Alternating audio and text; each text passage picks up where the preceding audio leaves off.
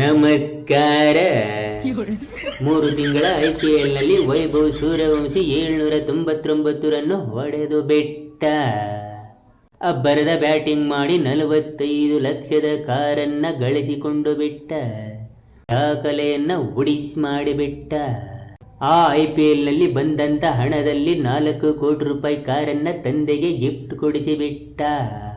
ತಾಯಿಗೆ ಬಂಗಾರದ ನೆಕ್ಲೆಸ್ ಮಾಡಿಸಿ ಹಾಕಿಬಿಟ್ಟ.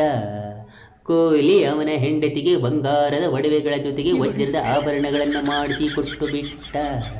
ರಜತ್ ಪಾಟಿದಾರ್ ಅಬ್ಬರದ ಬ್ಯಾಟಿಂಗ್ ಮಾಡಿ ಅವರ ಕುಟುಂಬಕ್ಕೆ ಆರ್ಥಿಕ ಭದ್ರತೆಯನ್ನು ಒದಗಿಸಿ ಬಿಟ್ಟ. ಟೋಟಲ್ ಆಗಿ IPL ಆಡಿದ ಎಲ್ಲರೂ ಸೇರಿ ತಮ್ಮ ತಮ್ಮ ಮನೆಗೆ ಕೋಟಿ ಕೋಟಿ ಹಣಗಳನ್ನು ಮಾಡಿಕೊಟ್ಟು ಬಿಟ್ಟರು. ಆದರೆ ನನ್ನ ತಂದೆ ಹೊರಗಡೆ ಕುಳಿತುಕೊಂಡು ಹೇಳುತ್ತಿದ್ದಾನೆ, ನನ್ನ ಮಗ IPLಗಾಗಿ 3 ತಿಂಗಳ ಡೇಟಾ ಪ್ಯಾಕ್ ಅನ್ನು ರಿಚಾರ್ಜ್ ಮಾಡಿಸಿಬಿಟ್ಟ.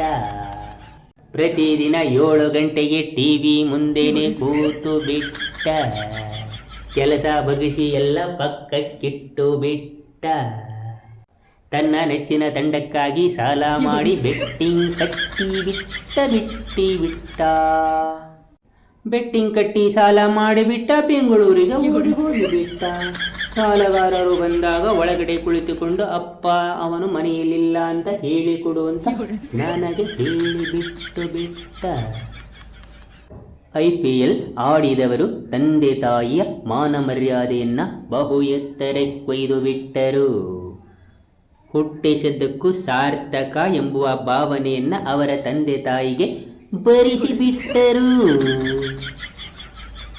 ಆದರೆ IPL ಅನ್ನ ನೋಡಿ ಸಾಲವನ್ನ ಮಾಡಿ ಬೆಟ್ಟಿಂಗ್ ಕಟ್ಟಿ ಹಾಳಾಗಿ ಹೋದ ನಿಮ್ಮಂಥವರನ್ನ ಹುಟ್ಟಿಸಿದ ತಪ್ಪಿಗೆ ನಿಮ್ಮ ತಂದೆ ತಾಯಿ ಅವಮಾನಕ್ಕೀಡಾಗಿ ಬಿಟ್ಟರು. ತಂದೆಯಂತೂ ಊರಲ್ಲಿ ಬಾಗಿಲಲ್ಲಿ ನಿಲ್ಲಿಸಿಕೊಂಡು ಕೆರಾಮೆಟ್ಟಿನಿಂದ ಹೊಡೆಯುತ್ತಿರುತ್ತಾನೆ. ಆದರೂ ನಿಮಗೆ ನಾಚಿಕೆ ನಮಗೆ ಇಲ್ಲದೆ ನಾವು ಹಾಯಾಗಿದ್ದು ಬಿಡುತ್ತೇವೆ. ಆದರೆ ಅದು ನಮ್ಮ ತಂದೆ ತಾಯಿಗೆ ಆಗುವಂತಹ ನೋವು ಬೇರೆ ಇನ್ಯಾರಿಗೂ ಆಗಲು ಸಾಧ್ಯವೇ ಇಲ್ಲ. ಇನ್ನಾದರೂ ನೀವು ಮುಂದಿನ ಬಾರಿ IPL ಅನ್ನು ನೋಡುವುದನ್ನು ಬಿಟ್ಟು ಅದೇ ಸಮಯದಲ್ಲಿ ಏನಾದರೂ ಸಾಧನೆ ಮಾಡುವುದನ್ನು ತಲೆಯಲ್ಲಿಟ್ಟುಕೊಂಡು ಮುಂದೆ ಹೋಗಿರಿ. ನೀವು ಮುಂದೆ ಹೋಗುತ್ತಿರಬೇಕು, ನಾವು ಮುಂದೆ ಸಾಗಿಸುತ್ತಿರುತ್ತೇವೆ. ನಮಸ್ಕಾರ.